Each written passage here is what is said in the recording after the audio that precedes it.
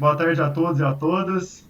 Somos do grupo de estudos em fisiologia do exercício, o GFX da Unifal de Alfenas, Minas Gerais.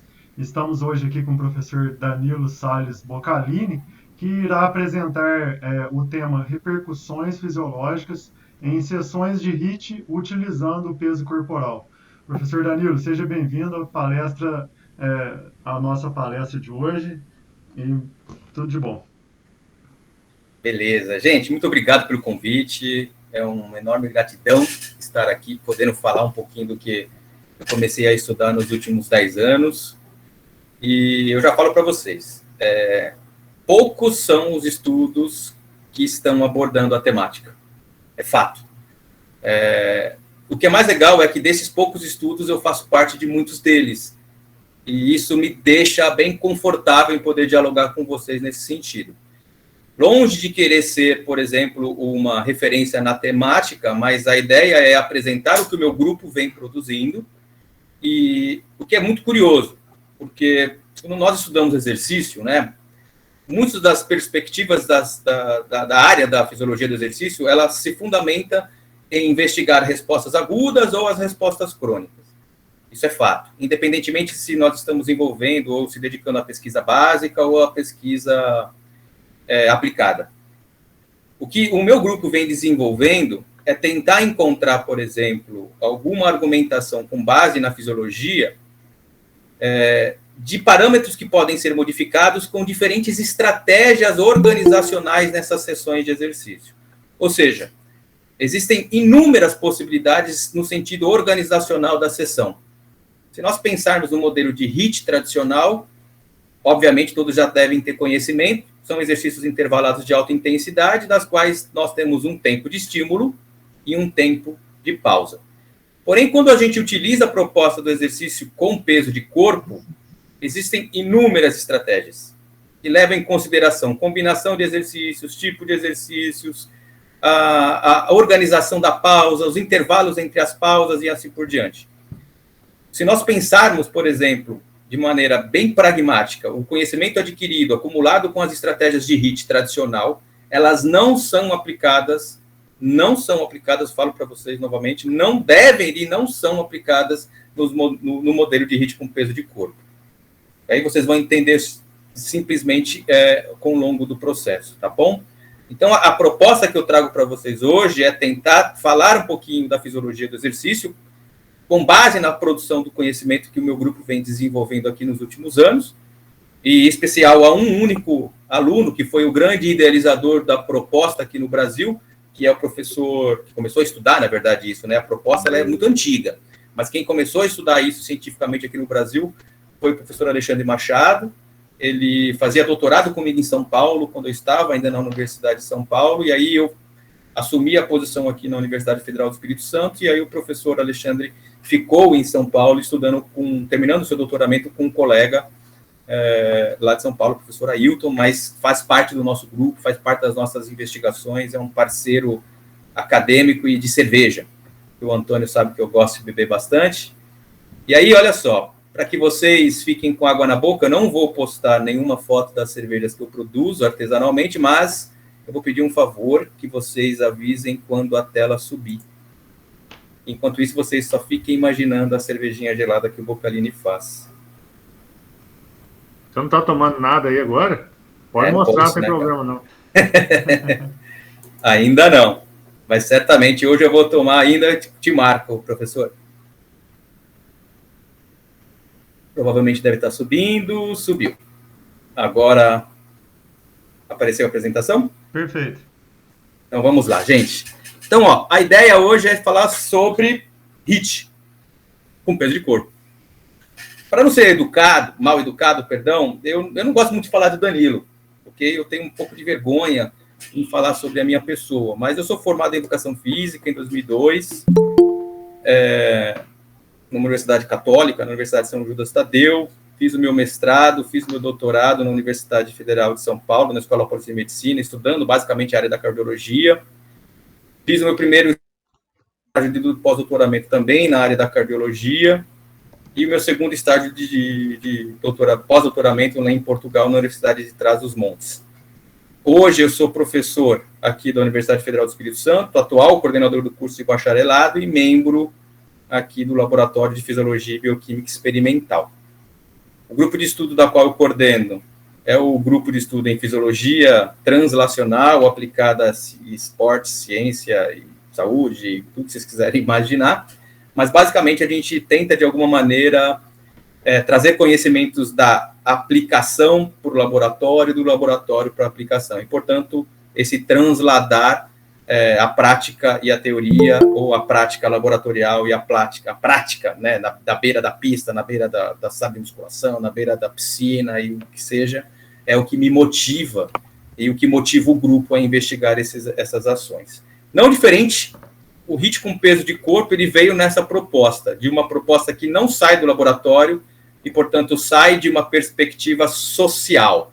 Então, nós, da educação física, começávamos a usar essas estratégias com HIIT com peso de corpo, mas pouco se estudava-se, né? Pouco se estudava-se sobre essas propostas. E aí, quando o professor Alexandre Machado chega na universidade querendo, com seu doutoramento, investigar essas propostas, para quem gosta de desvendar coisas, foi um prato cheio. E desde então, a partir de 2016, 2015, nós começamos essa aventura, essa viagem em querer desvendar as possibilidades das estratégias com HIIT utilizando peso corporal. Antes de mais nada, o que vale a pena vocês saberem é que o treinamento intervalado de alta intensidade, de fato, ele é algo bastante estudado nos últimos anos, e nós temos um crescimento exponencial considerável a partir de 2008, chegando aí a 2019, propriamente dito, com praticamente 620 estudos publicados. Obviamente, em 2020 e 2021, esse cenário continua crescente de maneira exponencial, o que gerou, inclusive, algumas publicações sobre esse crescimento exponencial, sobre a produção de conhecimento advinda do treinamento físico, utilizando essas estratégias de HIIT. E, além disso, eu faço um convite que esse trabalho ele é muito interessante, ele mostra, basicamente, esse crescimento exponencial e, portanto, a partir de 2008, 2009, nós temos os primeiros gatilhos, né, do aumento exponencial dessa produção. Ou seja, parece que, de fato, o treinamento intervalado de alta intensidade é uma modalidade que veio para ficar, efetivamente. Não diferente, utilizando das estratégias e das propostas do American College, desde 2014, tanto o treinamento intervalado de alta intensidade como o treinamento utilizando peso corporal fazem parte dos cenários da tendência fitness. No mínimo, ali transitando entre as 10 tendências propriamente dita. Porém, olha só que interessante, a partir de 2019, né, até 2020, nós temos aí algumas situações interessantes que devem ser levadas em consideração.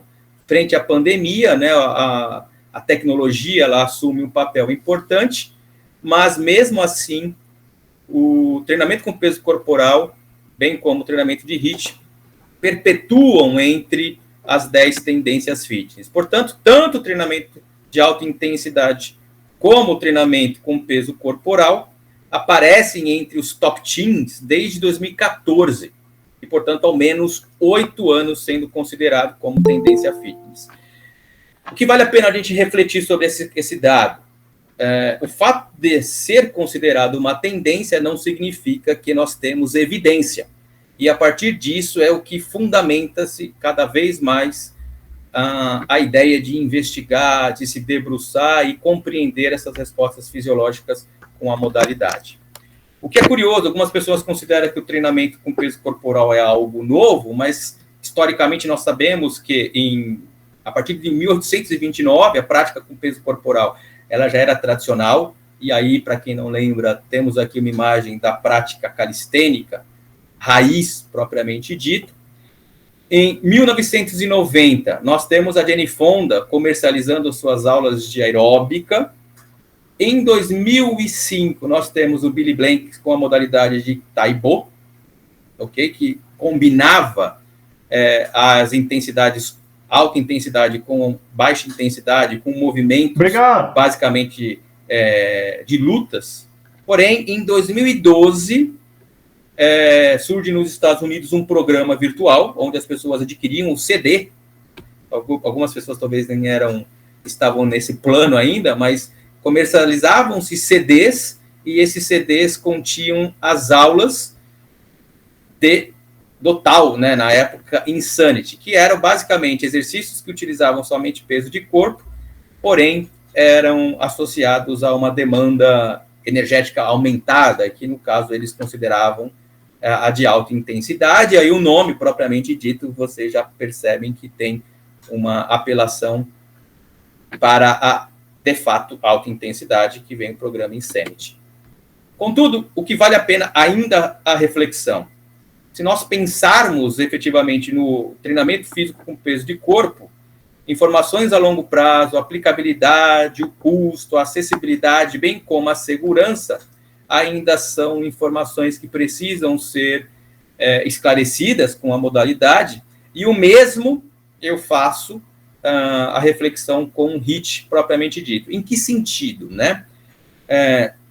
Existem poucos trabalhos na literatura que mostram o tempo, né, a eficácia do treinamento HIIT a longo prazo, embora a sua aplicabilidade seja já um fato consolidado na literatura, o HIIT tradicional, ele precisa, obviamente, de ter um suporte financeiro demasiado por conta dos equipamentos que utilizam, como as esteiras, os ergômetros, os cicloergômetros, os remos ergômetros e assim por diante, embora alguns trabalhos já sejam já estejam demonstrando bastante eficácia e eficiência com a prática sem esses equipamentos. Porém, se nós considerarmos essa questão do custo, a acessibilidade fica complexo. Além disso, se nós pensarmos em segurança, isso já está muito bem definido, uma vez que você tem a ideia de que todas as pessoas só são aptas a fazer treinamentos se elas são elegíveis a tal ação, a tal procedimento. E, portanto, não tem problemas em nós falarmos que a prática de HIIT, quando ela é bem organizada, que seja, ela, de fato, é bastante segura. E quando a gente pensa na organização, pensem no sentido mais macro, que é a fundamentação da proposta, os testes adequados, as anamneses e assim por diante. Se nós pensarmos na acessibilidade, eu vou chamar a atenção, por exemplo, para o cenário da saúde pública, um cenário onde é carente de tecnologia, é carente de equipamentos, e esta carência fez com que essas propostas de HIIT pudessem ser basicamente investigadas. A proposta de HIIT com peso de corpo, ela não é nova, como eu tenho já falado para vocês. Nós temos inúmeros trabalhos que vêm mostrando, por exemplo, eficácia nos modelos a longo prazo, porém, esses modelos ainda são bastante contraditórios quando nós pensamos na organização da sessão de treinamento.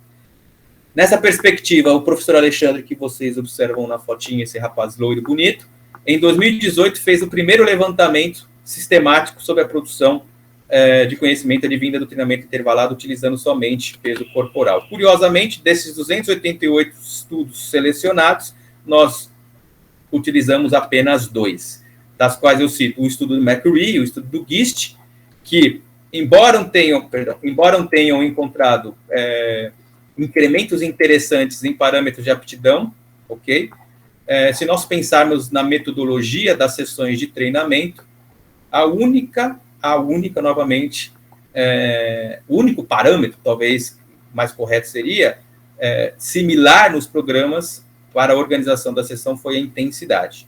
Isso nos chamou a atenção, e após a confecção desse trabalho, nós nos atrevemos, com base na experiência do professor Alexandre Machado, e que, obviamente, já acontecia há um bom tempo essas práticas, nós resolvemos elaborar um artigo, elaborar um programa, e publicar esse programa com base nas experiências pessoais que o professor Alexandre e o grupo teve, com a perspectiva do treinamento de peso de corpo, obviamente fundamentando-se com as informações do treinamento de HIIT tradicional. Nessa perspectiva, o que vale a pena ser considerado, nós selecionamos alguns parâmetros que poderiam ser investigados, como, por exemplo, a seleção dos exercícios, a frequência semanal, as cargas de treinamento, e aí, obviamente, nós temos o que efetivamente a gente usaria para monitorar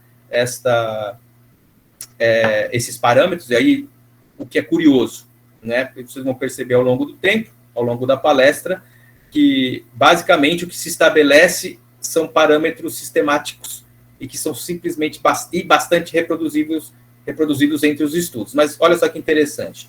De imediato, nós acreditávamos na época, e hoje nós temos certeza, que era interessante distribuir esses indivíduos com diferentes aptidões, ou físicas ou motoras. E aí, quando a gente pensa em aptidão motora, pessoal, é uma aptidão, é uma experiência motora na realização desses exercícios, ok?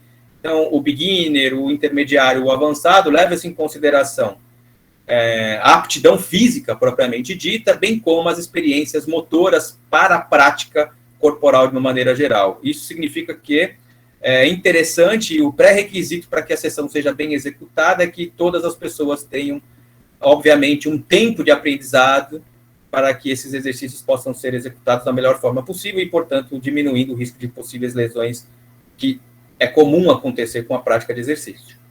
As frequências variavam entre 2 a 3 dias, de 3 a 4 dias, e obviamente combinados, e os tempos de esforços e recuperação em torno de 30 segundos, e obviamente, se nós considerarmos o nível de aptidão, isso também muda entre 60 até 15 segundos, portanto, transitando entre o iniciante e o avançado, portanto, migrando entre 1 para 2 até 1 para meio, se nós pensarmos a organização temporal. Pelo fato de nós estarmos utilizando o peso de corpo, a ideia era que o montante total de exercícios seria contabilizado pela quantidade de movimentos realizados durante essa sessão, e pelo fato de nós usarmos o monitoramento pela escala de Borg, entre 9 e 10 no score, isso permite com que a gente indique essas sessões serem feitas com maior intensidade possível, buscando sempre uma execução mais próxima da perfeita, obviamente, o máximo de movimentos possíveis. Não obstante, e um tanto quanto inquieto com essa situação na literatura, trago para vocês um aluno de doutorado, o professor Vinícius, que vem estudando lesão muscular, né, com a prática de ritmo de peso de corpo, mas para que a gente pudesse entender efetivamente o que estava acontecendo com a modalidade, nós refizemos, na verdade, a sistemática que o professor Alexandre iniciou em 2018, e agora, curiosamente, nós já temos duas vertentes nessa perspectiva. Nós temos, e, portanto, 17 estudos, dos quais os outros 2 já estão aqui no meio, obviamente. Então, nós estamos aí de 20 estudos identificados, 17 entraram nessa sistemática, e fique curioso, 7 desses estudos são estudos que têm uma abordagem, com repercussão aguda, e 10 tiveram uma abordagem crônica. Curiosamente, se nós pensarmos na avaliação temporal, em 2018 foi o ano onde mais se produziu com a modalidade, portanto, nós temos aí 6 estudos em 2018 com a perspectiva, e eu destaco também o grupo da professora Cristina Albertoni, com um aluno que defendeu o doutorado agora com a professora, que é o Gustavo Schon, como sendo um dos grandes contribuintes no aumento dessa produção em 2018. Então, de uma maneira geral, o que a literatura, né, vem apresentando, se a gente pensa na perspectiva pedagógica, na organização dessa sessão? Primeiro, a literatura vem mostrando, né, desses 17 artigos selecionados, que a quantidade de séries varia entre 4 a 36 séries, o tempo de estímulo utilizados durante a sessão, durante a prática propriamente dita, varia entre 10 a 60 segundos, a intensidade em todos os estudos foi all out, sendo que 88%, 14 estudos, né, 14 deles utilizavam aí intervalo passivo, e 12 somente utilizavam intervalo ativo.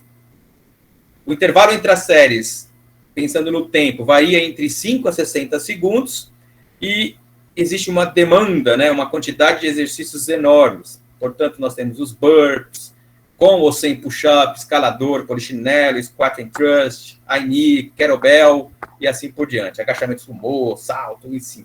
Temos uma quantidade de exercícios com peso corporal bastante interessante e facilmente reproduzíveis.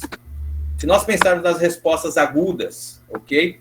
Respostas fisiológicas agudas os estudos vêm mostrando respostas com aumento no VO2 pico, aumento da frequência cardíaca pico, alterações importantes na variabilidade da frequência cardíaca e que são similares ao HIIT tradicional. Aumento da percepção subjetiva de esforço, diminuição da percepção subjetiva de recuperação, obviamente, aumento da concentração de lactato, aumento da taxa de sudorese, aumento do gasto calórico, alterações no estado de humor, alterações na percepção da dimensão corporal e da imagem corporal, alterações na quantidade de movimentos de acordo com os exercícios. Isso é interessante. Por exemplo, alguns exercícios, quando analisados entre si, um burp comparado a um polichinelo, vocês vão perceber que tem uma demanda fisiológica bastante diferente entre os exercícios e, portanto, isso impacta na quantidade de movimentos durante a sessão. Isso é uma área de investigação aqui do nosso grupo. Cronicamente, o que nós encontramos com essa revisão? Aumento da capacidade aeróbia, melhora em parâmetros ventilatórios, endurance muscular e potência muscular também melhorada, especulações interessantes para a diminuição da massa corporal e da diminuição da gordura corporal. Isso porque são poucos estudos que investigaram essa proposta, por isso que eu coloco na questão especulativa, porque precisa de mais estudos para confirmar esses achados. E é curioso, aumento da espessura e da área seccional muscular e, portanto, o peso de corpo, de fato, ele é, sim, interessante para o aumento da espessura e, portanto, para a hipertrofia, mas calmem, isso não significa que vocês estarão musculosos após a prática de exercício, por conta do aumento que foi encontrado é pequeno, coisas aí na ordem de 6, 7%, equivalente aí no máximo, preste atenção, no máximo a em torno de 7 milímetros, ok? De aumento da espessura muscular. Então, cautela com as informações e cautela com a divulgação desses resultados, e em momento algum esses estudos compararam um modelo e verificar a superioridade entre uma modalidade e a outra. Então, o que importa é nós falarmos que, sim, a prática com peso de corpo, sobretudo com intensidades HIIT, ou com a proposta HIIT, me perdoem, ela é interessante para o aumento da massa muscular, ela é interessante para o aumento da espessura muscular, que talvez seja a maneira mais adequada, né? Adequada para nós falarmos, mas está aquém, obviamente, das propostas clássicas do treinamento de força tradicional. Cronicamente também nós encontramos alterações na percepção de prazer, mas essa percepção tende também a ser similar ao HIIT tradicional e contínuo. Só para vocês entenderem agora o que basicamente nós aqui do nosso grupo utilizamos como organização da sessão, né? Então, basicamente, nós temos 2 pilares clássicos para a organização da sessão, das quais a gente cita o tipo de exercício e o tempo. Se nós pensarmos o tempo, obviamente, nós temos os estímulos e a recuperação. E no caso dos exercícios, nós temos aí 2 tipos que é utilizado na organização da sessão. Primeiro, nós temos os simples, são aqueles exercícios que são utilizados, cuja manutenção do padrão ele é constante durante toda a execução do movimento, ok? Já os complexos serão aqueles exercícios que têm padrão alterado ou apresentam um padrão combinado de movimentos durante toda a execução. Como exemplo, eu trago aqui o split, o mountain climb, o polichinelo, como os exercícios simples. Deixa eu até colocar o apontador. E os exercícios complexos seriam os burpees, os agachamentos com salto, os suicidas e assim por diante. São exercícios, portanto, simples, que mantêm o padrão de movimento durante toda a execução, ou o complexo são aqueles que nós temos aí alteração do padrão ou combinação de movimentos durante as suas execuções. Se nós pensarmos em parâmetros temporais, o tempo ele é o senhor do destino no HIIT, a gente sabe disso. Porém, nas sessões de HIIT com peso de corpo, nós podemos dividir essa organização do tempo em tempo total da sessão, que seria basicamente o tempo total de treino da sessão.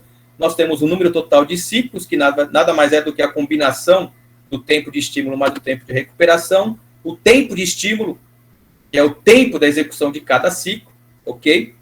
Considerando, portanto, também agora o tempo de recuperação.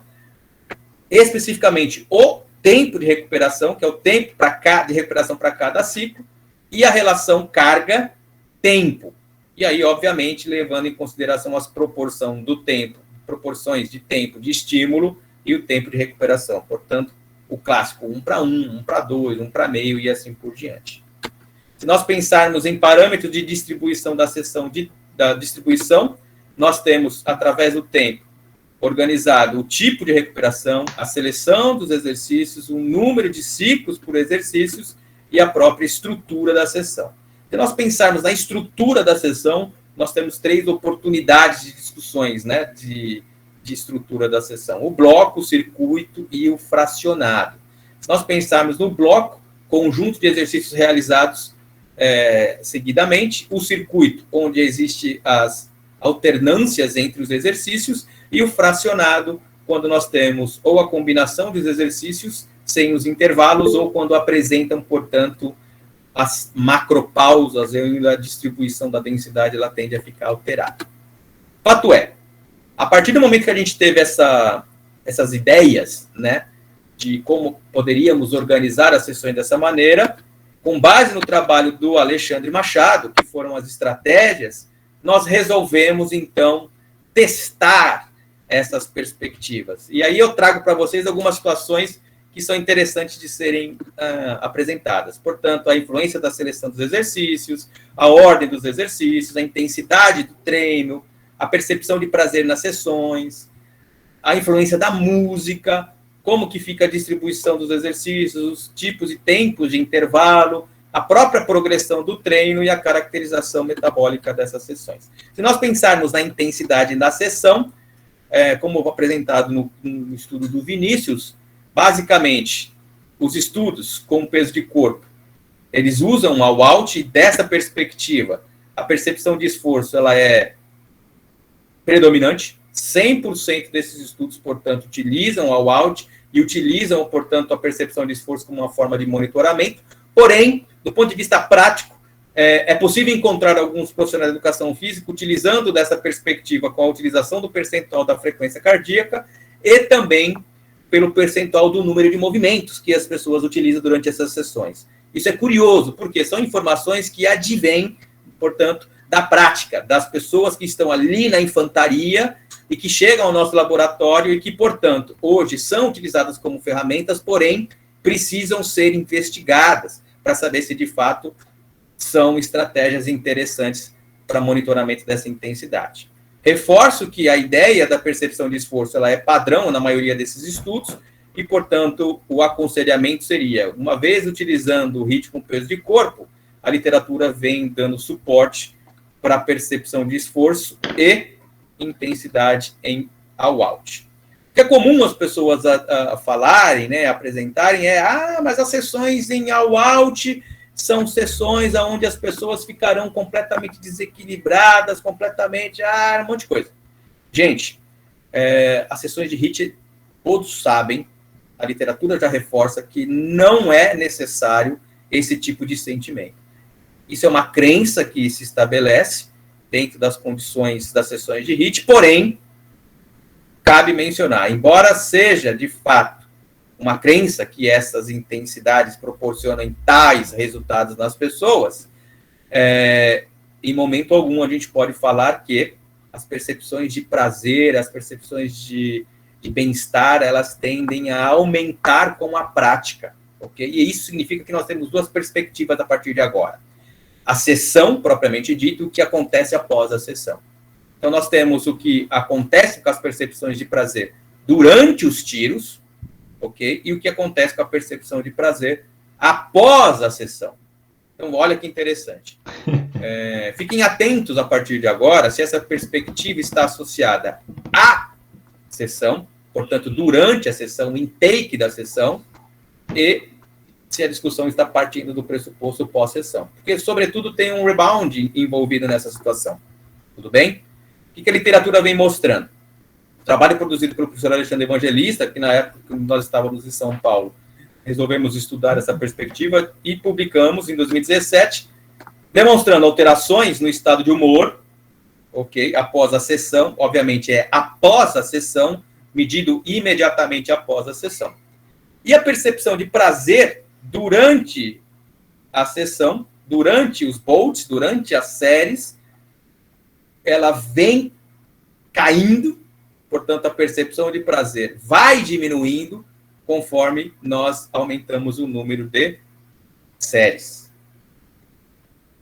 Esse trabalho é clássico. Embora nós utilizamos o modelo de HIIT com peso de corpo, nós utilizamos a perspectiva dos estudos do Tabata. Então, portanto, nós utilizamos a variável temporal do Tabata, do estudo do Tabata, clássico, 2010.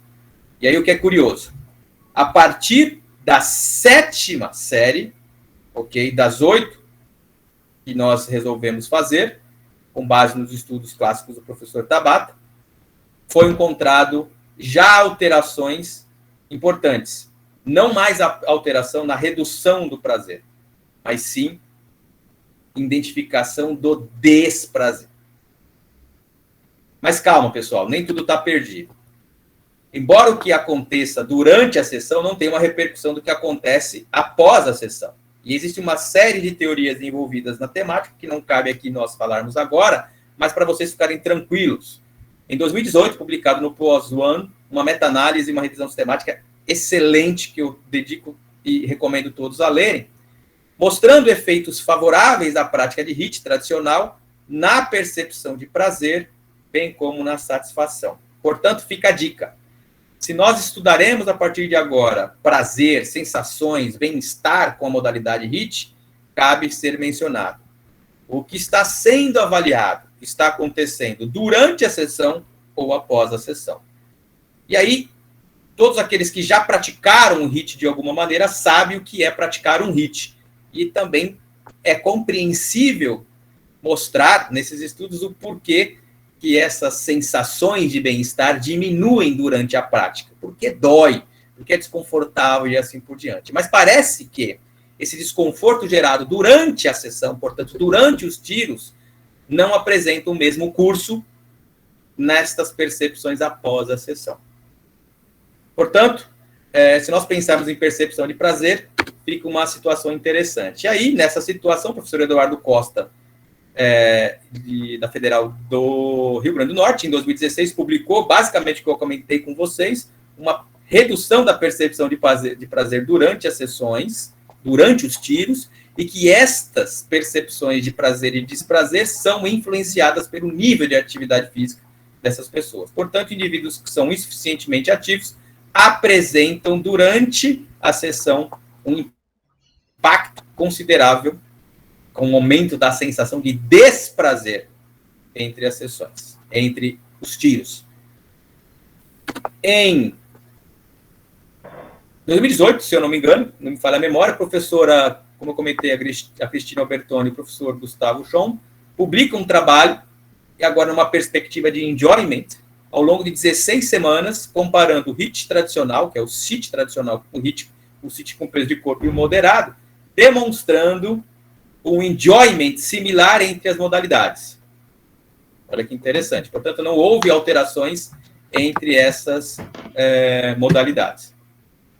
Portanto, o enjoyment foi muito similar entre essas modalidades. Essa situação não é diferente, não é nova. Também em 2014, um estudo mostra que o treinamento de HIIT, utilizando essa perspectiva aqui, do functional training, né, do high intensity functional training, o treinamento intervalado funcional de alta intensidade, que aí tem diferentes conceitos que sejam, ele demonstrou uma significante alteração no enjoyment comparado ao grupo tradicional. Mas chama atenção ao valor de P. Ok? Chama atenção ao valor de P. Fato é, essas informações parecem ser bastante interessantes e, portanto, seriam interessantes essas investigações numa perspectiva da aderência, da adesão ao longo dos programas. Se nós pensarmos, a partir de agora, na seleção dos exercícios, o professor Machado e o grupo, obviamente, nós conceituamos esses exercícios como simples e padrão, e aí a gente publicou em 2017 essa perspectiva. Porém, olha só que interessante. Pouco se sabia sobre a caracterização dessas situações, né, das cargas de treino, das alterações metabólicas dessas sessões. E aí, em 2018, nós resolvemos testar essa situação, demonstrar essa situação, essas respostas fisiológicas, e aí, utilizando, portanto, 20 universitários saudáveis, com média de idade de 23 anos, submetidos a um protocolo de treinamento em sessão única, estabelecido em 5 minutos de aquecimento, com 20 séries de 30 segundos de exercícios e 30 séries de 30 segundos, de recuperação passiva com intensidade all out, em bloco, realizando os exercícios polichinelo, burp, escalador e agachamento com salto, portanto, 5 minutos de polichinelo, 5 minutos de burp, 5 de escalador, 5 de agachamento com salto. Então, eles faziam 5 vezes 30 de estímulo, 30 de recuperação, polichinelo, 30 de burp e assim por diante. Quais foram os parâmetros que nós avaliamos, pessoal? Número total de movimentos por série, frequência cardíaca pelo frequencímetro convencional, concentração de lactato antes e no final da sessão. Obviamente, a frequência aconteceu a sua medida ao longo da sessão propriamente dita, e a percepção de esforço e recuperação série a série. Que é curioso, o primeiro resultado, nós não encontramos alterações no número de movimentos dos exercícios considerados simples. Portanto, aqui a organização da sessão ela foi distribuída com os exercícios simples e complexos, e os exercícios simples não apresentaram alterações no número de movimentos. Em contrapartida, os exercícios complexos, a partir da terceira série, a redução do número de movimentos já foi considerado significativamente diferente comparado à sua primeira série. Uma das hipóteses seria o fator fatigante que esses exercícios complexos têm em relação aos demais exercícios considerados simples. A concentração de lactato, em média, aumenta consideravelmente. Em média, fica em torno de 14, 15 milimols de lactato. Isso é muito comum na maioria dos estudos realizados pelo nosso grupo. A frequência cardíaca oscila de maneira interessante e de maneira muito similar ao que acontece com os exercícios complexos. E aí eu trago uma situação interessante para vocês, que é um atraso da frequência cardíaca muito comum nos exercícios de CIT, apresentando aqui no Jump Jack. E olha só que interessante essas oscilações que acontecem com o percentual dessa frequência cardíaca. Uma das hipóteses seria que exercícios complexos demandam mais esforço ou complexidade motora, e de alguma maneira pode ter alguma repercussão mecano-receptora interessante, que poderia, de alguma maneira, intensificar a resposta cronotrópica. Fato é que isso tende a ser ainda hipótese. Se nós pensarmos na percepção de recuperação e de esforço, note que em quadradinho, na bolinha preta, nós temos a percepção de esforço, e aí isso é constante ao longo da sessão, ao longo das séries.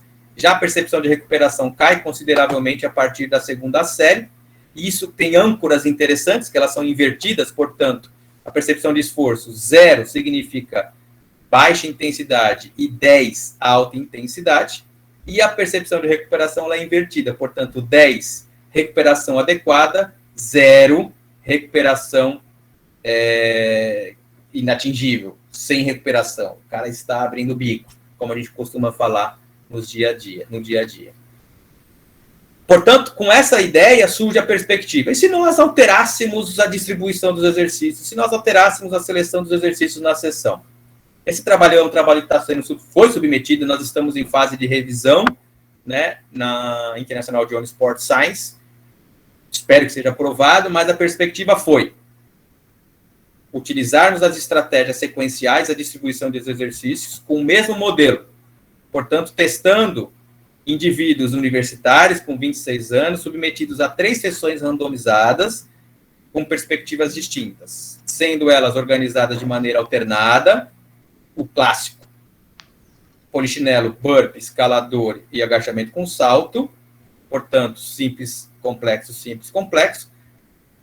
A sequência B, começando com os exercícios simples e terminando com os exercícios complexos, e a sequência C, começando com os exercícios complexos, terminando com os exercícios simples. E aí, por fim, que foi avaliado? Número total de movimentos, frequência cardíaca, concentração de lactato, percepção de esforço e recuperação por série, e, obviamente, a percepção de prazer após a sessão. Curiosamente, não houve alteração na frequência cardíaca entre as condições, somente no fator tempo, o mesmo encontrado na concentração de lactato, porém, quando nós consideramos a percepção de prazer, um dado curioso. Os indivíduos, quando submetidos à sessão com alternados, os exercícios com a sequência alternada, demonstraram somente redução da percepção de prazer, diferentemente das sequências B e C, que demonstraram, após a sessão, desprazer. Primeiro resultado interessante. Se nós considerarmos as variáveis clássicas de treinamento, percepção de esforço da sessão não mudou, o training load, multiplicando-se, portanto, o tempo da sessão pela percepção de esforço da sessão, não mudou. O número de movimentos mudou consideravelmente, sendo reduzido conforme nós aumentamos, conforme a gente altera a seleção dos exercícios. Os alternados indicaram, a sessão alternada indicou maior número de movimentos comparado ao começando com o simples e ao complexo. E uma estratégia que nós utilizamos, porém, já até abolimos essa estratégia, que era a quantificação da carga de treinamento, multiplicando-se o número de movimentos pela percepção de esforço na sessão, obviamente o resultado foi muito similar. Uma curiosidade, quando a gente pensa na carga de treinamento dessas sessões, seria o estabelecimento, portanto, de um padrão clássico, objetivo e bem conciso, para que a gente possa utilizar a própria carga de treinamento nessa sessão. Mas ainda é necessário bastante estudos para verificar qual seria a melhor estratégia. Nós temos o TRIMP, nós temos os modelos clássicos do Foster, mas convido vocês a partirem nessa viagem conosco aqui para tentar encontrar um parâmetro de treinamento, de carga de treinamento interessante para isso. Considerando as 3 sessões, né, as 3 condições, não houve diferenças através aqui da quantificação da área under curve, da percepção de esforço, porém, quando a gente avalia a percepção de recuperação, note que essas alterações elas são consideráveis. Portanto, exercícios quando distribuídos de maneira alternada, proporcionam maior recuperação comparado a exercícios quando a sequência ela é simples, simples e complexo, complexo, bem como a sequência C, que significa iniciar os exercícios iniciar a sessão com os exercícios de maneira complexa. E olha só que interessante. Note que quando a sessão ela é iniciada com os exercícios complexos, o camarada ele praticamente exaure suas capacidades de recuperação e permanece a partir da 4ª série sem nenhuma modificação. Diferentemente dos exercícios que começam com o simples, existe uma manutenção dos exercícios simples e quando ele advém das sessões de exercícios complexos, essa recuperação, obviamente, cai e se mantém até o final da sessão. Porém, quando nós olhamos a sequência alternada, nós temos uma oscilação bastante interessante, comumente encontrada tanto na frequência cardíaca, como encontrada também nos exercícios, no número total de exercícios. Portanto, essa ondulação parece ser interessante quando a gente olha para a distribuição desses exercícios e significa que, de fato, o exercício por si só ele exerce uma influência importante na organização das sessões de treinamento. Dessa perspectiva, nós tivemos também a ideia de investigar o tipo de intervalo, e aí, basicamente, é um trabalho que também está sendo submetido, está em R3 agora, mas, curiosamente, são as mesmas sessões, adultos saudáveis, 24 anos, só que agora submetidos à sessão clássica, bloco, só que submetidos a 2 tipos de intervalo. Intervalo passivo, intervalo dinâmico, com caminhada ou marcha estacionária, com monitoramento dessa percepção de esforço entre 3 e 5. Portanto, ali considerado uma intensidade de recuperação moderada. Vejam, não foi encontrado alterações da frequência cardíaca entre as sessões, não foi encontrado alterações nas concentrações de lactato, também não foi encontrada alteração na percepção de esforço. Não foi encontrado alterações no número de movimentos, também não foi encontrado alterações na percepção de recuperação, nem na percepção de esforço, não mostrado aqui, mas curiosamente também não foi encontrado percepção de prazer alterada. Ou seja, parece que, foi uma pegadinha, parece que o tipo de intervalo não exerce nenhuma influência organizacional nas sessões. E cabe, por exemplo, ao coach, ao treinador, e bem como a percepção dos indivíduos que praticam essa sessão, escolher a melhor forma deles se recuperarem.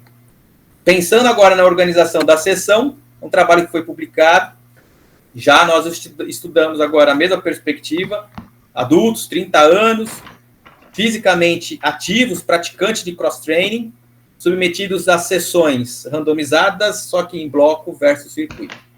Bloco versus circuito. Bloco. 5 vezes polichinelo, 5 burpees, 5 escaladores, 5 agachamento. E circuito, obviamente, eles fizeram isso 5 vezes. Polichinelo, burpee, escalador, agachamento e volta. Polichinelo, burpee, escalador, agachamento e assim por diante durante 5 vezes. Intensidade ao out, não muda-se nada. O que foi curioso, pessoal? Não encontramos alterações na frequência cardíaca, mas encontramos uma alteração importante, significativamente interessante, na verdade, na concentração de lactato. Porém, eu quero que vocês olhem que, embora significativamente seja diferente, do ponto de vista qualitativo, eu não acredito que essa diferença possa impactar de maneira importante na sessão, visto que a concentração de lactato teve uma alteração de 3 milimols. Então, ok. Mas quando a gente olha, então, o número de movimentos, também não teve nenhuma alteração interessante.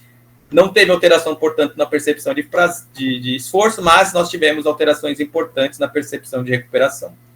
Então, olha só que interessante. Se nós pensarmos na organização da sessão, a distribuição desses exercícios da sessão em maneira circuitada parece favorecer recuperações mais vantajosas durante a sessão. Isso é interessante para quem tem diferentes níveis de aptidão, por exemplo. Seria uma estratégia interessante. Bem como a distribuição dos exercícios, bem como a seleção desses exercícios. Se nós pensarmos no tempo de intervalo, e aí, obviamente, é um dado que ainda é preliminar, estamos testando, temos aí 60, 30 e 15 segundos que foram testados, não houve alterações da frequência cardíaca, não houve alterações da concentração de lactato entre 60 e 30 segundos, mas tivemos aumento na concentração de lactato aqui, quando os intervalos eles têm aí 15 segundos. Obviamente, são praticantes de cross-training, né, de crossfit, obviamente são atletas, e isso significa que os que não tinham essa perspectiva, né, que não tinha esse cenário, não tinha essas características, não conseguiram terminar essa sessão quando os intervalos tinham 15 segundos. Ou seja, indivíduos que têm baixo nível de aptidão física não são hábeis para completar a sessão quando os intervalos são 15 segundos e tempo de estímulo de 30 segundos. Isso foi um resultado encontrado no nosso estudo. Não encontramos alterações na percepção de esforço, porém, olha só que interessante, tanto em 60 quanto em 30 não houve alterações na percepção de recuperação, mas quando o camarada ele é submetido a uma sessão em que o intervalo é reduzido, portanto, em 1 para meio, 30 segundos de estímulo, 15 segundos de recuperação, a percepção de recuperação desse camarada vai para baixo. Significa que a sessão, ela de fato, pode comprometer consideravelmente a sessão. Tá bom? Esse é um trabalho que eu gosto muito de dizer, porque foi um trabalho de TCC, desenvolvido por 2 alunos aqui, ambos praticantes de cross-training, um inclusive atleta, e que são dados preliminares ainda, ok?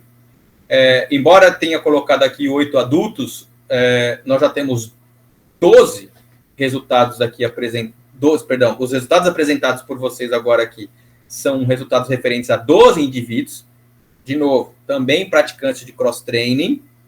E aí, basicamente, o que nós fizemos? Um único grupo submetido randomicamente a 3 sessões. Uma sessão sem música, SM, uma sessão com música que não gosta e uma sessão de música que gosta. Como foi a distribuição das músicas? Na entrevistas, eles apontavam 6 a 7 músicas, ok? Que eles odiavam, que era impossível fazer exercício com aquelas músicas, e músicas que, de fato, os motivavam a fazer exercícios. Uma vez distribuindo as músicas, era tudo compactado em uma playlist, de acordo com o sorteio, eles individualmente faziam a sessão com a referida situação de padrão musical. que nós encontramos que é o resultado? Não houve alterações entre as condições na frequência cardíaca, nem relativa nem absoluta, na carga de treino, na percepção de esforço. Porém, o número de movimentos aumentou consideravelmente quando a sessão foi feita com música que gosta. Portanto, música que gosta teve um aumento no número de movimentos comparado à condição sem música, que também diferiu da condição música que não gosta. Parece que fazer a sessão de HIIT com música que não gosta impacta negativamente, pelo menos, no número de movimentos. Do ponto de vista fisiológico, não houve alterações na frequência cardíaca, não houve alterações na concentração de lactato, porém, houve alterações significativas na percepção de prazer. Ok? E é bem curioso essa percepção. Músicas que gostam, inclusive, música que gosta, aumentou a percepção de prazer após a sessão. Música que não gosta provocou desprazer. A sessão sem música só apresentou redução da percepção de prazer. Se nós olharmos na perspectiva da frequência cardíaca, não encontramos diferenças, e isso, obviamente, se adequa à percepção de esforço, não sendo encontradas alterações na percepção de esforço entre as sessões, bem como também não encontramos alterações na percepção de recuperação entre as sessões e, portanto, entre as condições. Por fim, aqui, olha que interessante, utilizando a análise pelo estado de humor, né, um questionário de Brooms, nós não encontramos alterações na tensão, na depressão, na raiva e no vigor, bem como na confusão mental. Porém, na condição fadiga e distúrbio de humor, encontramos na condição fadiga alterações somente no tempo, o mesmo encontrando alterações aqui no distúrbio de humor, somente no tempo. Parece, portanto, que as alterações de distúrbio de humor, ainda assim, embora o número de movimentos não tenha sido diferente, exerce algum impacto interessante nessa situação. O custo calórico dessa sessão foi investigado e publicado ano passado pelo professor Alexandre Machado. E aí, olha que interessante, se nós pensarmos no gasto calórico total da sessão, é uma sessão que tem, em média, 251 calorias sendo gasto, com uma perspectiva entre 89% e 90%, aí que seja, do percentual da frequência cardíaca. Ok? E algumas informações são interessantes, porém, tem que ser levada com uma certa cautela, que são o quanto efetivamente cada exercício por si só ele interfere no custo calórico, ok? Mas, como foi uma avaliação contínua, é bem provável que é preciso, na verdade, é considerado aqui o efeito acumulativo, né, entre as sessões. Isso pode não potencializar, por exemplo, o custo calórico do mountain climb, sobretudo por conta da combinação do estresse, ou o estresse acumulado das repetições advindas do burp. De uma maneira geral, dessas 251 calorias, 73 calorias da sessão foi geradas com o burp, 64,4 com agachamento com salto, 62,60 com mountain climb, escalador, e 50,65 com um jump jack, ou o famoso polichinelo. Muito bem. Embora o treinamento de alta intensidade venha sendo considerado um método efetivo em promover alterações morfofuncionais em diferentes populações, o peso corporal, a intensidade prevalente nos estudos, ela é all out. O HIIT proporciona alterações do estado de humor e percepção de prazer. Os exercícios utilizados promovem diferentes respostas fisiológicas na sessão. Os intervalos ativos ou passivos parecem não interferir nas respostas fisiológicas e afetivas. A distribuição dos exercícios interfere nas respostas fisiológicas e afetivas. Maiores tempos de recuperação interferem nas respostas da sessão. A organização da sessão, bloco versus circuito, interfere nas respostas fisiológicas da sessão, sobretudo as respostas psicofisiológicas. Portanto, tanto o ponto 6 quanto o ponto 7 precisam de maiores esclarecimentos e, portanto, de estudos mais refinados para confirmar esses achados. A utilização da música altera a resposta afetiva durante a sessão. Fisiologicamente, as respostas entre modelo tradicional e peso corporal de HIIT tendem a ser similares, o que nos leva a acreditar que o custo calórico da sessão também seja similar a modelos tradicionais de HIT, com base em estudos previamente publicados. Recadinho do coração, e aquele recadinho que, de fato, ela é importante. Primeiro, amem sua família a qualquer momento e a qualquer custo. Trago aqui a professora Roberta Rica, minha esposa, e minhas duas princesas, a Marina e a Sofia. E o recado do coração, que ciência sem prática é demagogia, e prática sem ciência é loteria. E isso eu tenho muito orgulho de falar, porque nós vivemos, basicamente, das percepções que vocês da infantaria, né, o profissional da educação física que vive a prática propriamente dita, consolida as produções do nosso grupo aqui. E isso que sirva também para que vocês consigam caminhar e produzir mais e mais em prol de uma educação física de qualidade, de respeito e de, obviamente, confiança entre pares. Certo? Muito obrigado e bora bater um papo gostoso agora.